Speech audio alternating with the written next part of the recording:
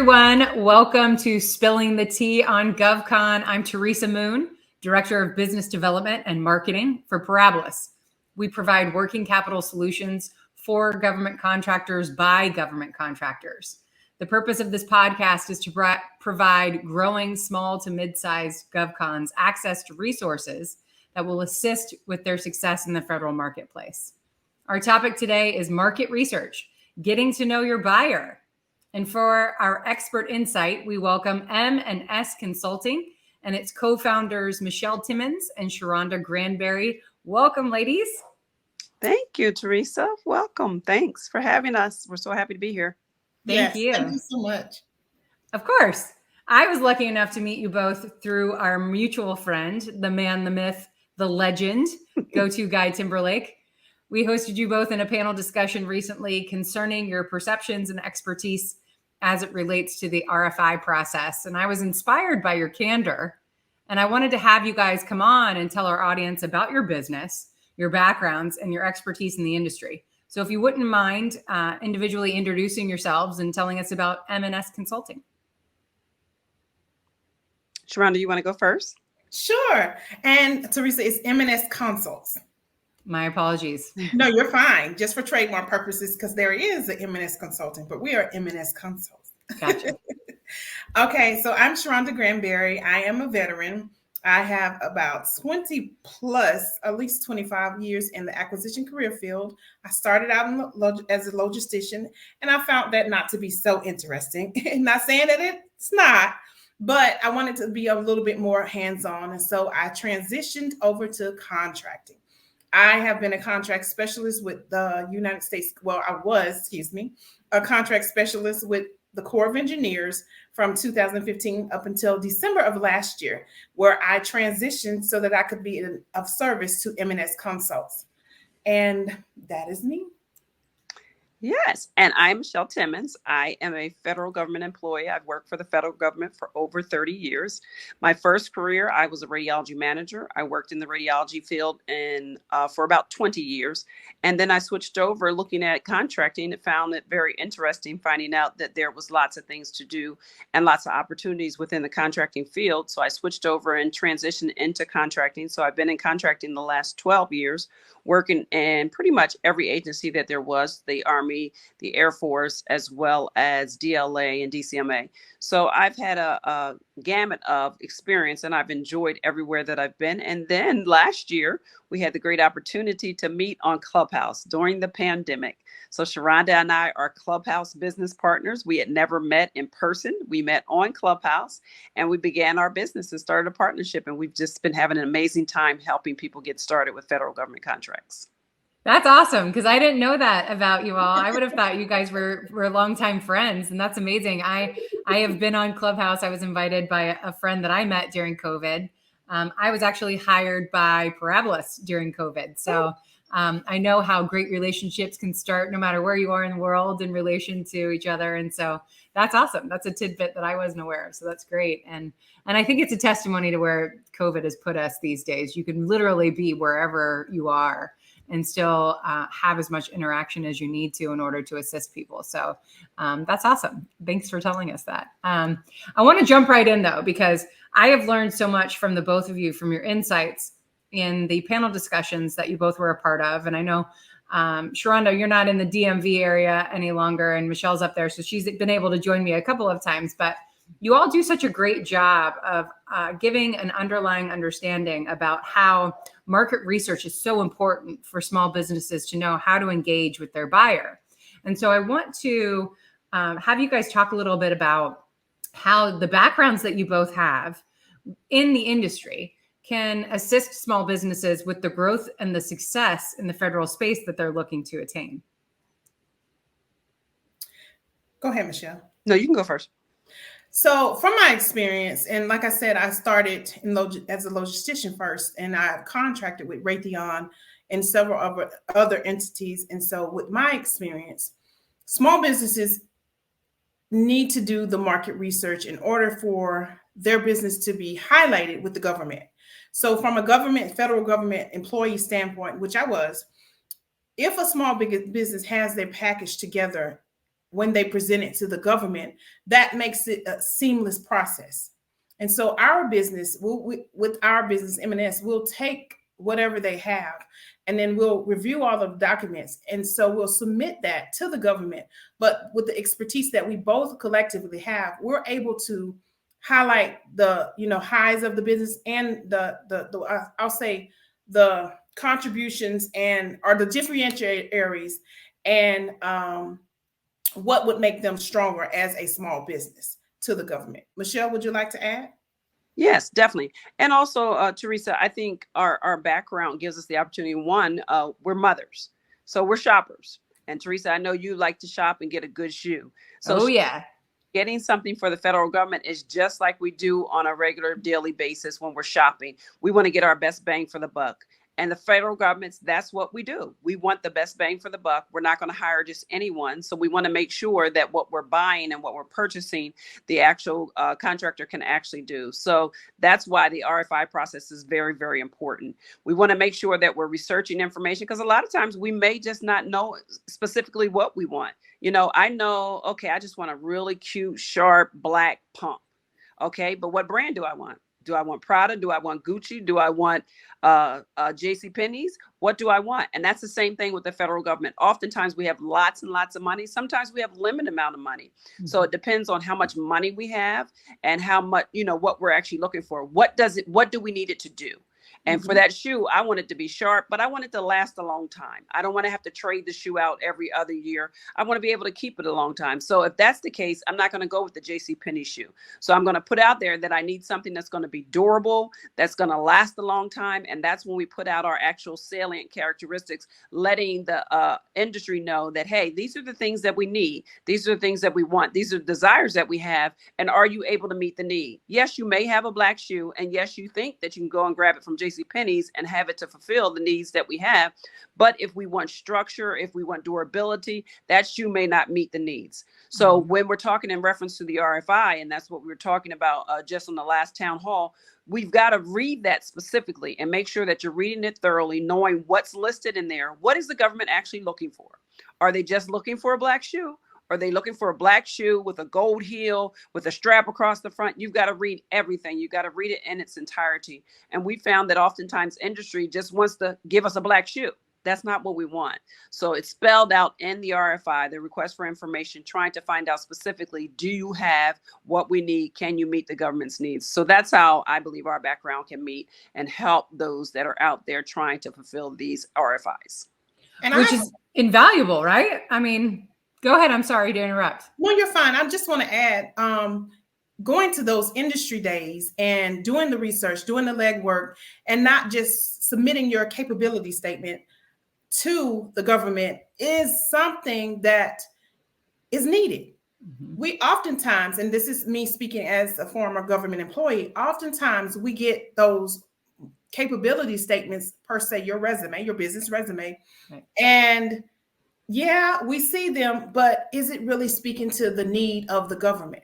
And so when most of the time when small businesses submit those capability statements, 9 times or most of the time, they're not addressing the need. If they prep their capability statement, which is a service that we provide, if they prep their capability statement, then when the government views them, and I've done this, I'll look at a statement based on the requirement. And if it does not meet, it doesn't come across my desk. Right. Bottom of the pile. Correct. It is not sent to the CO. It is not sent to the KO. It is gone. So our business leverages those types of things for other small businesses in order to get them, more traction with the government. And I think this is a common misunderstanding for not just small businesses that are new to the game, but businesses that have been engaging. You would think that they would know. And I'm sure that it's defeating on both sides. It's defeating to you all that are putting the information out there for the small businesses to engage with you on it. But it's also defeating to them because they don't know what they don't know, which is nobody's problem but their own, right? And we try to encourage people to gain more efficient information so that they're putting out quality information. But I think that it's invaluable, the backgrounds that you both have had that will allow people to work with you and recognize how to research properly what the needs are, who is already performing on those contracts, how they compare and contrast to that, and then putting that information in the RFI as opposed to just sending a capability statement and praying. It's like the old days when in, my background in sales, where we call it spray and pray. You just throw your business cards out everywhere and pray that someone's going to call you back, right? That's all the more that throwing your capability statement out there is going to do. You just pray that someone reads through it enough and they say that, whatever's in it is what's needed for that contract opportunity. But there has to be some more thoughtful dedication to the process in order for you to really turn over an opportunity there. And so I think that in particular will be great for people to know about you all in terms of being able to utilize your services to go and capitalize on opportunity, because that's the thing. How do you translate knowing that there's an opportunity and turning that into a contract win? And you guys have sat on the other side of it, so you can really coach people through it. And I think, that's phenomenal and invaluable. Outside of just that, because I know that you guys are wearing multiple hats. Sharonda and I were talking earlier today, and I said that I felt bad even talking about being tired because of all the things that you guys do outside of, being here right now, at least. And other than the obvious that we've just discussed, what other specific services do you guys cater to that would be attractive for a small business looking for advice from you? Go ahead.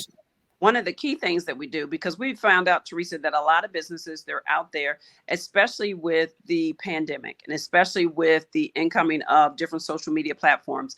People are out there and they're being told, oh, you can start a business. Oh, you can be a federal government contractor. It doesn't require much. You don't have to do much.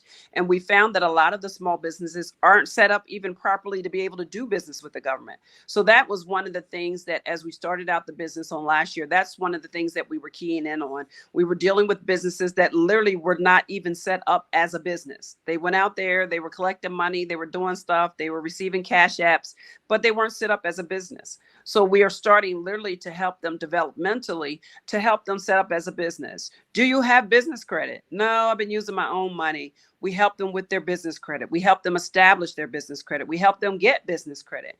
Are you even registered with the state? Many of them were not even registered with the state. What's that mean? I mean, I've been collecting money. I got a website, not even registered with the state. So we were helping them get registered with the state. And then a lot of them did not realize that in order to do business with the federal government, you actually have to be registered with the federal government. Well, what exactly does that mean? We're not registered with the federal government. So we had to help and assist them with getting SAM. We helped them with Duns and Bradstreet and now with the unique ID. So we help get them into the system so that they can begin to do business with the federal government. And then also you were talking earlier about the CAPE statement. Many of them don't have a capability statement. Why do I need a business resume? You need a business resume because that's your entrance into the federal government. You may be at an industry day, and like you said, with sales, you're throwing out business cards. Well, with industry day, you're filling out CAPE statements. You're letting people know the abilities that your company has, and if you can't translate that, we're not going to even consider you. But if you can translate that and translate that properly, telling us exactly what you need, what you can do, but also making sure that it aligns with what we need you to do. Don't tell me that you can build an airplane and I'm looking for a bicycle. If you can actually build an airplane and that's written on your CAPE statement, and that's what, our whole industry is about aviation, then you can have that CAPE statement aligned with what we're looking for. Right. But many times the CAPE statement doesn't align with anything that we're looking for. They'll send it for an RFI and say, all right, I can bake a cake. Well, that's great, but I need you to build an airplane. Oh, I probably could switch it. It's about the same. You just use some ingredients. No. So that is one of the things that we started focusing on when we first started our business, helping businesses literally just get focused with getting their business established, set up, and properly aligned. Sharonda, you can take it from there in reference to proposals. In addition to all of that, we do provide proposal review, proposal writing, and communication with the contracting officer. So those are some services we also provide. And as Michelle said, the capability statement, the SAMs, the DUNS, which is now SAMs has went to unique identifier. And so we've been successful in helping small businesses get or gain government contracts. Right. Which, to your point, Sharonda, what those services can provide to a small business is their ability to get paid faster. So in terms of being able to stay ahead of cash flow issues, which happens to any business of any size, if they have a good relationship with their KO, they have a better chance of getting paid faster on the work that they're doing. And so Correct. that's awesome that you guys can help them with that, because so many times, I connect with KOs and say, hey, what are you guys working on right now? So I can go back to my constituents and my clients and my network to find people to fill it, right? I want to be a resource for them as well. Right. But it's not only that business has to know how to communicate properly with them across the board to provide them the information that they need to be selected for that. And also it can help in the chances of them getting paid not only on time, but faster, because we all know that when the trickle down effect happens, the primes get paid first, and a lot of small businesses are subcontractors. So they get paid after that. So Correct. it'd be nice to be to the top of the list because of people like you who know how to help them, discuss things like that with their relationships over at the different agencies or the primes that they're working for. So I think that's amazing. And I think that it's great that the two of you recognize the abilities that you have because of your experience to take it out into the marketplace and really assist, because there are so many businesses who just don't have adequate information or accurate information. And then having that is only half the game. Being able to put that into practice is, a whole nother ball of wax when it comes to being a good participant in the federal marketplace, because, businesses just sometimes don't know what they don't know. And being the best at what you do doesn't necessarily translate into success in the federal marketplace like it might in the commercial world, because there are a lot of things. I mean, I even have a rolling list of acronyms so that I know wherever I'm going, whatever agency that I'm working with. And I put pronunciation next to it as well, because you guys know that if you're in a circle and you pronounce an acronym wrong, you show your ignorance in the conversation. So the years of my experience has taught me to, learn from other people what they know and write it down and save it and then share it with other people who are agreeing in that environment as well, because there's a lot that you guys can share on that respect, so that from a networking perspective, which we know is important. The beauty of that, Teresa, is that we're both veterans. And so we learned to read acronyms pretty early. Okay. Even more so. So if you're looking to not only gain insight from two women who have been in the industry for enough years to know from start to finish how you guys need to start conducting your business with the federal government, if you want to do business with a veteran-owned business, you guys are where to go. And I'm a huge supporter of veteran-owned businesses. I work for one. I'm on the executive board for the Florida Association of Veteran-Owned Businesses. I actually today was at the NVSBC conference down here in Orlando. So I am a huge supporter. So I want to advocate on your behalf as well of throwing business your way for the fact that, thank you for your service. And we hope that you guys are more than successful in your endeavors now in your civilian life. So that's amazing. Thank you. So with that being said, how can our listenership find you all? Talk about where you might be speaking, and we'll talk a little bit about where you're going to be partnering with me in the upcoming months. But any upcoming speaking engagements or conferences that you might be attending that people might be able to meet with you, or just your overall contact information that would be good for our listenership to reach out. Good. Yes. Teresa, will be several places. We are definitely on the move. Just 2 weeks ago, we were at the Women of Wealth in the Hamptons, and we had an awesome, amazing time there. We'll be traveling next week. We're kind of pretty steady with GovCon Club there at the Tower Club, so we'll be there next week. So we're excited about that. I'll see you there. Yes, we're happy to meet anyone and everyone there. But they could also reach out to us on our website. And our website, they can reach us there, or they can also email us. I believe that's going to be put up on the screen, but they can reach us on our website or via email, and we would be happy to reach out to them. And also, we're going to be in, what's the next place, Sharonda? I believe it's back in Virginia in September. Don't quote me on that. We got to look at it, but we're back in, not Virginia, but Maryland in September. Yes. So we'll be regulars at the GovCon Club Tower Club. Awesome. Well, I am too. Even though that I hail from Orlando, I still make it up there. But I laugh and I say that I moonlight as Guy Timberlake's president of his fan club. So that's why I show up at all those events. So I make regular trips to the DMV from Orlando just so I can be there and stand next to him. So everyone, thinks I know something because I know him. And I'm like, I don't know anything. I just know him. So ask him. That's right. Well, he's not a bad guy to know, right? That's Literally right. and figuratively. That's it. Well, Michelle, I know you and I have interacted quite a bit lately. You recently participated in our Parabolis Presents the RFI Town Hall. And this is going to turn into a series that we're going to have to satellite Sharonda in, given that she's located outside of the DMV where we hold these events. Although I did just read yesterday that Huntsville was voted the #1 place to live in the United States. I had to do that because that is true. Yes, I am located in Huntsville, Alabama, and we are the #1 place to live in the United States. But if you go to the listing that was posted in the city, you'll see my comment where I said, "Shh, we got to keep it that way." Oh, and you're not kidding. I'm in Orlando, and the housing prices are so high here because during COVID, everyone's like, "Oh my gosh, if we're going to be in lockdown, we may as well be in lockdown someplace where we can actually exit the home 6 months out of the year that we couldn't anywhere else on the planet." So I understand. And I was in Huntsville last year in August. Two things. It is beautiful, and I can't believe what I saw there from a historical aspect and new building aspect. It's beautiful. However, this is an Orlando person saying this. That is 7th circle of hell hot there in August.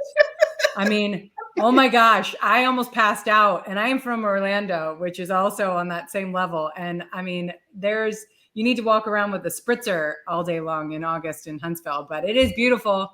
And I see why people love it there and why it got voted up. And you guys are doing amazing things in that area for defense and space. Not bitter at all that it's Space Command coming from Florida either, but we'll talk about that on our own. But I'm so grateful for you two coming out of your busy days with all the hats that you wear and all the roles that you play. And I'm very grateful for you taking time to speak with me and talk to our audience, because I think the services that you all provide are invaluable. And so anyone that wants to connect with them, if you want to call me first and get a reference of my understanding of what they do, I'm happy to do so, because I think you guys are wonderful. And I know that this business of yours is going to take off because the experience that you have and just people in general, salt of the earth people who will genuinely want to help. And I think that that's key to being good in your space. And so I appreciate your time, ladies, very much. Well, we thank you so much for your time. And this is an excellent opportunity to, just voice other small businesses. So we appreciate this opportunity.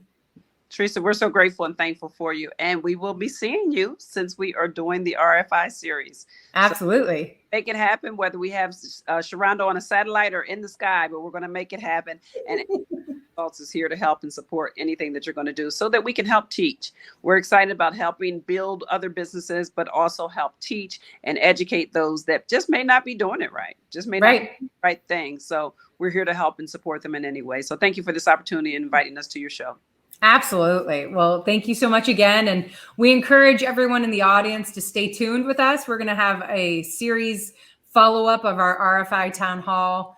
We're going to lead into discussions this next time that will have some major prime representatives involved in it. And then eventually, I believe you two are going to be conducting a workshop that can be very beneficial to the small businesses and communities across the country that could benefit from knowing how to do a accurate and concise RFI that can lead to RFP and contract award opportunities. So I think, everyone stay tuned. These ladies, it's not going to be the last time you see them with us. And I'm proud to have you on, and I'm grateful for you. And I appreciate it. I'm going to give you guys last words, anything that you'd like to share, final words or tips for our audience.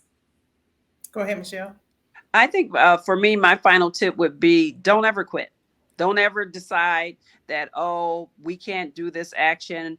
If they give you an opportunity to ask questions, ask questions. Believe it or not, they have to answer your questions. So even if you don't think that you're able to do the actual RFI and you have some question, well, why didn't they do this? Or does it include this? Or why isn't this listed? Ask those questions, formally put in writing those questions, send them in, and they will respond back. So ask questions, even if you don't know all the answers, ask the questions and you'll get a response back from the office. And to follow on with Michelle, I would have to say, don't be fearful. Put your processes, your procedures, your plan in place and just go for it. That's Anything is awesome. possible. That's right. And with help like yours, a lot more is possible. And so that's phenomenal. And we appreciate you being here. And won't be the last time. I'm going to have you back again soon. So thank you both for being here. Thank you all for joining us. I'm Teresa Moon, Director of Business Development for Parabolas. This has been Spilling the Tea on GovCon. And stay tuned for our upcoming podcasts with lots of great industry experts. And we will see you all soon. Thank you so much. Bye-bye.